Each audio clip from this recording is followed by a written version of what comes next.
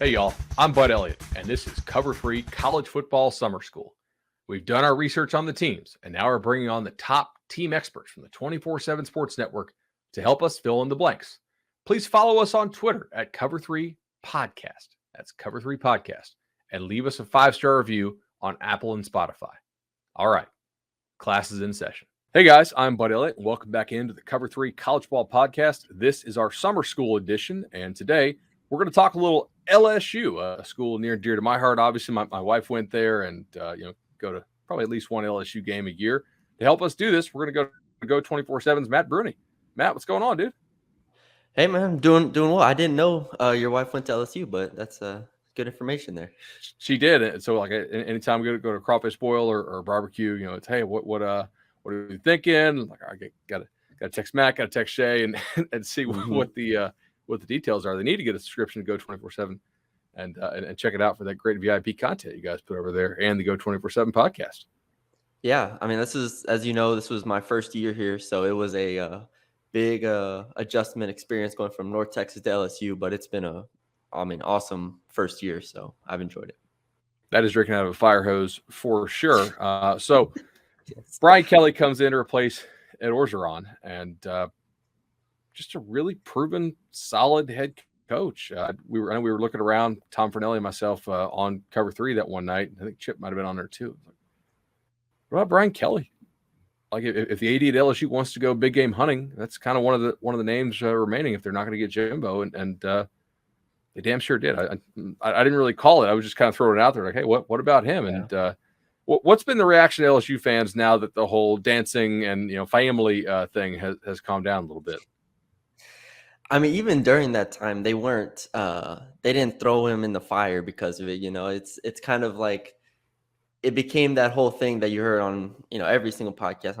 I think y'all talked about it as well. But it's like if he wins, it doesn't matter. That's the whole thing. And that's the big thing with LSU fans is figuring out how to win, because even Ed Orgeron, their own, brother, their Louisiana family, ended up losing, and they were quick to turn on him. So it becomes a whole process of, can you win? Can you recruit? And I think Brian Kelly, I mean, he's obviously done that at Notre Dame, Cincinnati, wherever he's been. So I think there's a lot of trust, and I think there's a belief. And I think throughout this spring, in being able to talk to players, talk to coaches, the biggest word has been accountability to this point.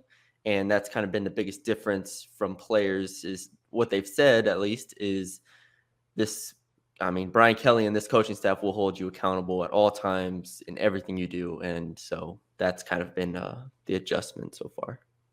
Awesome. All right, so let's go and start on the offensive side of the ball here. There is quite a bit of turnover in some of these positional units. They bring in coordinator Mike Denbrock from Cincinnati. What do you expect him to run? Is there anything really like drastically different from what LSU was running in terms of scheme or pace? I would say so, just off of what we saw in spring practice. We know Denbrock and Kelly have utilized tight ends a little bit more in their offenses, Notre Dame and Cincinnati, and if you go down the list of where they've been. But LSU doesn't really have tight end depth right now, so it's made it a really interesting proposition to where you have basically two tight ends that LSU does, and one was a walk-on who now has a scholarship in Jack Mashburn, and then Cole Taylor is your other one, and then they're bringing in a freshman tight end, and you don't expect him to really be a contributor. So it's how are they going to utilize the offense without maybe having that go-to tight end or even a quality tight end. I know Cole Taylor's made strides, but that's the biggest thing for me. So you might see a little bit more 4 receiver sets than they've ran in the past, because there's so much wide receiver talent. And that's exciting to people, because we did see that in the spring game, but there have been tight formations. There have been motions. I think it was a very basic scheme that we saw in the spring game. So I'm not putting too much into that. But what made it interesting as well was the addition of Jaden Daniels. And so do they want to go a little bit more mobile? Are they comfortable with Brennan? And so I think the overall scheme is still getting processed at the moment, but it's definitely different than what we saw last year. At that quarterback position, I'm just fascinated as to how this battle shakes out. People had wildly different opinions on Jaden Daniels, both as a recruit and then also based on what he did at Arizona State. Miles Brennan comes back, and Nussmeier is still there as well. So, is there somebody in your mind that you would pick over the other two right now, as far as who you think wins this job? It's so tough. I mean, you mentioned Daniels, the crazy just amount of uncertainty that I feel like Daniels has coming out of spring amongst LSU fans. So we ran a poll. I ran a poll, and it got about 500 votes on our board about who the fans, obviously people on our message board who pay attention to LSU sports, who they thought would be the starter for week 1 against Florida State. 77% of the votes went to Miles Brennan, and 8%, the lowest amount, went to Jaden Daniels. I think 17%, something like that, was at Garrett Nussmeier. And so I think there's a lot of trust in Miles Brennan at this point. And Brian Kelly has talked about Miles Brennan's experience and his ability to deliver throws on time, on target. So when you hear all that and you see Miles Brennan returning for a 6th season or whatever it is, you expect him to kind of get the starting job. Jaden Daniels is a completely different player, and that's what makes it so difficult for me to project, because if Mike Denbrock wants a mobile quarterback, there's not really a choice here. It's Jaden Daniels. So that's what I'm interested in. Garrett Nussmeier also had a really, really good spring game. He was the best. He had the best spring game. He has a live arm. I'm really high on Garrett Nussmeier, and that's what makes it such an interesting competition. I will say I think Miles Brennan's in the lead probably at this moment. Awesome. Am I wrong to think that Davis Price is sort of an underrated loss for LSU? I looking at how I thought their run blocking last year was kind of sketchy, and yet he made the most situations just statistically. But you watch more LSU games than I'm able to, certainly.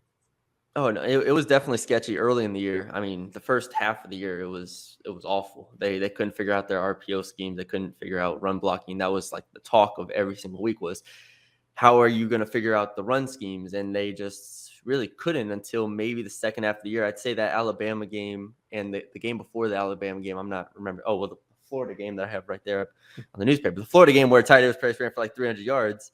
That was big, that was kind of a breakthrough moment. So, yeah, they figured it out. And I think Ty Davis Price, I mean, he went in the 3rd round of the NFL draft, which I think is higher than most people thought. But he has that talent. Now replacing him, you look at John Emery, you look at Armani Goodwin, Corey Kiner, who got the 2nd most amount of carries, transferred out last year. And then, they add Noah Cain, Penn State transfer, and Trey Bradford, who was here last year, but joined the team about halfway through the year. So I think they have the bodies, but I think it's going to come more down to the offensive line than it is to the running backs. But John Emery was a former 5-star as well. Yeah, John Emery definitely has quite a bit of ability if you can put that all together and stay healthy. You did mention the offensive line. Let's go there then, Matt. So they lose their top 4 players by snap count, but they bring in Frazier. They bring in Tremont Shorts, two guys from the transfer portal. What are you expecting here from this group? I expect continuity. I mean, I'm excited because you mentioned Tremont Shorts, who's gotten a lot of reps at starting guard position. Miles Frazier has bounced around from tackle to guard. They trust him a lot. But Will Campbell, true freshman, 5-star, has gotten a lot of reps at starting left tackle. And we haven't seen Garrett Dellinger and Marlon Martinez, 2 offensive linemen that were out for the spring that I think could compete for starting jobs. So that changes things. But Will Campbell getting starting left tackle reps was not something I completely expected to this point, but he's looked just amazing. He's a beast. And so if he can take that left tackle position, that kind of makes life a lot easier. You've been able to see them move things around. I do have concerns about Charles Turner at center just because he's kind of an unknown at this point. But, Tremont Shorts, Miles Frazier, Cam Wire coming back at right tackle. He's the one returner of the 5 that you talked about. So I feel good about their depth, and I feel good about what they've done there, mostly because of those additions of Frazier and Shorts and Campbell. You mentioned them having to potentially use more 4 receiver sets than they'd like to. If you have to use 4 receiver sets, though, it does help to have a pretty damn talented receiver room. And I feel like,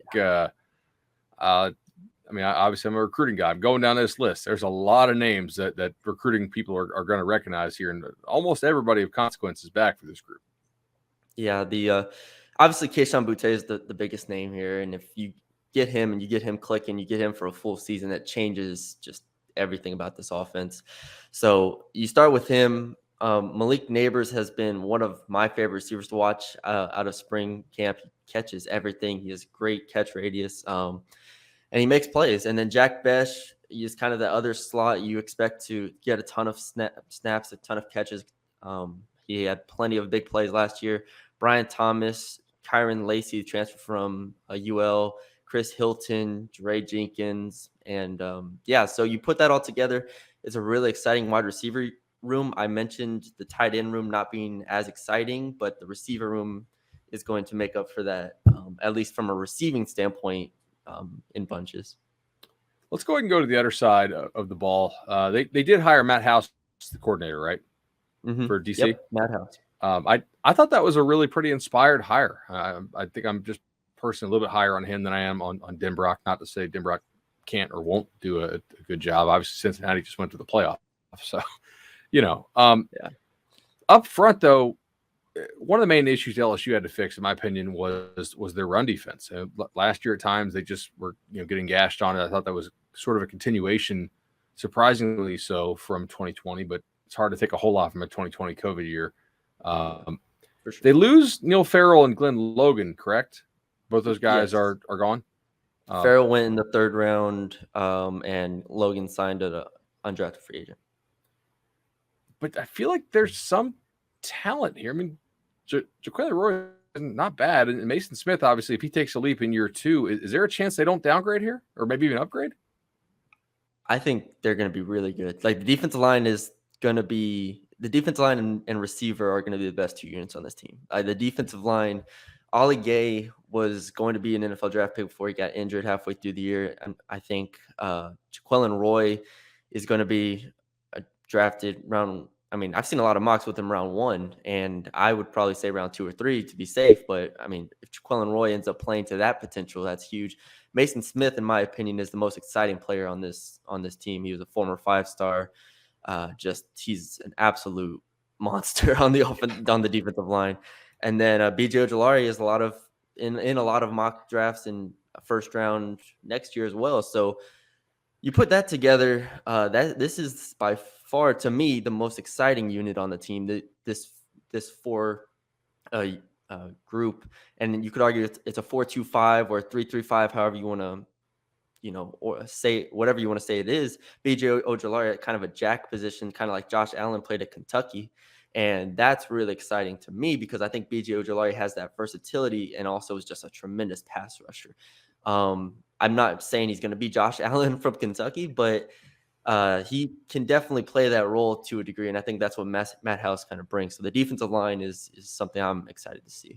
It's certainly not crazy to think his upside is comparable to Josh Allen. Whether he hits it is another story, but I like that comp, especially with the scheme fit.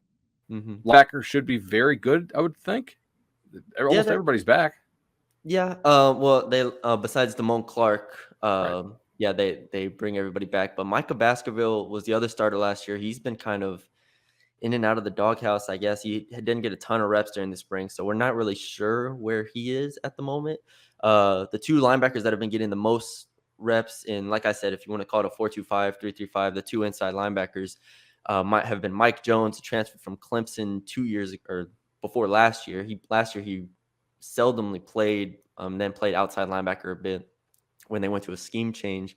And then Greg Penn, who's a sophomore, and he's impressed a lot of people. So Mike Jones, Greg Penn at linebacker, they've added some depth from the transfer portal with Colby Fields from South Carolina, Wes Weeks from Virginia.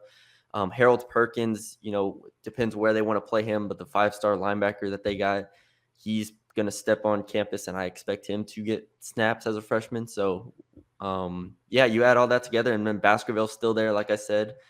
I think it's a solid linebacker room. They are going to have to prove it to me a bit because Mike Jones, like I said, didn't play a ton last year. Greg Penn didn't. I mean, he was like the 3rd or 4th linebacker last year. So there are some changes, but I think it'll be easier playing behind that defensive line and playing in this system. For sure. I curious about Wes Weeks. He's a guy I liked out. Like I really thought UVA stole him in that he was class of 21, I believe, right? 21, yeah. The, Played 1 year at UVA. Which is obviously that year that nobody really got to see people in person because of COVID and all the visits were restricted or banned. Yeah.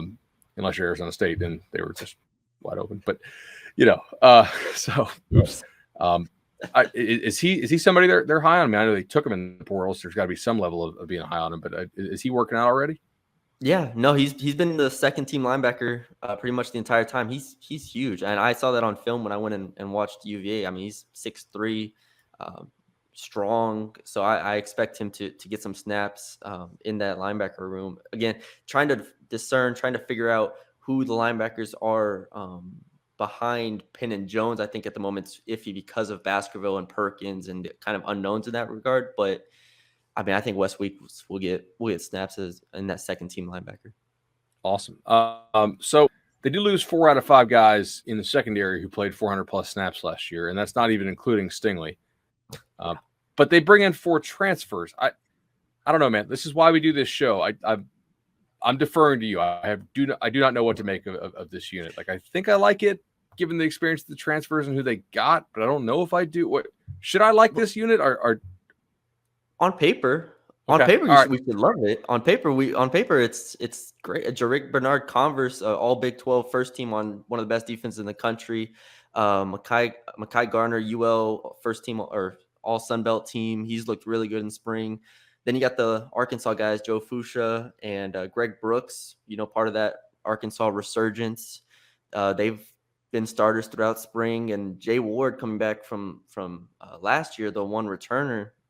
I thought he's been great during spring. So on paper, you have experience, you have versatility, you have a lot of guys that can cover, that are, and they're also kind of big outside of Fuchsia and Brooks for the most part. Garner's pretty big, and Bernard's can hold his own with some bigger receivers. So I think that's exciting. Now, depth wise, you don't have a ton of depth at corner specifically. And I think that's the concern. They brought in Sevyn Banks from Ohio State, and that's going to be a big decider in how much depth they have. If he can play, I feel a lot better about the cornerbacks. If we don't know if he's injured or if, if he gets back to where he used to be. If he doesn't, then I am a little concerned. But yeah, other than that, you have Sage Ryan, Matthew Langlaw, Major Burns coming back, Todd Harris. You have some talented guys at safety and nickel that can back up that they have as depth pieces, but corner, the depth there is a little shaky. But the starters, I think, on paper should be solid. Last one here, I'll get you out. We're talking to Matt Brune of Geaux247. Is it nuts to think this team could finish anywhere from 6th to 2nd in the West? The West, I mean, yeah, the West is always just outside of Alabama every year, it's always like, who's the best team of that year? It's maybe Arkansas, maybe LSU, could be A&M. I think there's a real possibility of them getting to 8 wins on the season, 9 wins on the season. Their non-conference schedule is not very difficult outside of, Florida State is whatever. And then after that, it's pretty easy. I think there's a shot. I wouldn't bet on them coming in 2nd. I think that might be asking a lot of this team year 1 under Brian Kelly, but I think they're going to be competitive in most of their games. So I could see them coming in 3rd or 4th, and I think that'd be a really solid year, a really good first year for Brian Kelly. No doubt about it. Kind of resetting the floor there and attacking and recruiting. Matt Brune, Geaux247. Also check out the Geaux247 podcast. Really appreciate the time, man. Yeah, thanks for having me. All right, that's the bell. Cover 3 College Football Summer School is over for today, but don't worry. We'll be back soon with even more episodes filling you in on the top teams in college football. Please give us those 5-star reviews on Apple Podcasts and Spotify. Follow us on YouTube and on Twitter at Cover 3 Podcast, and we'll see you all soon.